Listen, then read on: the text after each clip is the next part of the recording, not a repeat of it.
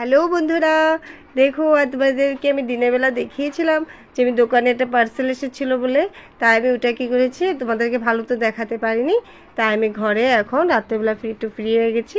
এখন আমি দুলনাটা ফিটিং করছি, তাই তোমাদেরকে দেখাচ্ছি। তোমরা যদি এই দুলনাটা এইভাবে আনো ফ্লিপকার্ট থেকে, তাহলে কিভাবে জয়েন করবে।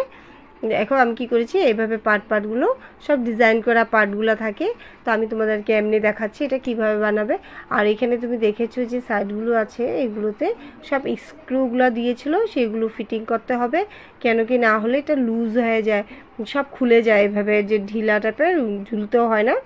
তারপরে আমি কি করেছি, পার্টগুলো সেগুলিতে আমি কি করেছি, স্ক্রুগুলো এইভাবে ফুটাগুলো থাকে যেখানে, ওখানে স্ক্রুগুলো ভালো মতন টাইট করে লাগিয়ে নিয়ে দুলনাটার মধ্যে আমি লাগিয়ে দিয়েছি। বসার জায়গাটা আমি এখন ঠিক করছি। পার্টগুলো দেখো এভাবে করে পিনগুলো স্ক্রুগুলো একটু টাইট করে না করলে জিনিসটা লুজ হয়ে যায়। তাই আমি কি করেছি, এগুলোকে টাইট করে লাগিয়ে এইভাবে ফিটিং করছি। দেখো দুলনাটা আমার হয়ে যাচ্ছে।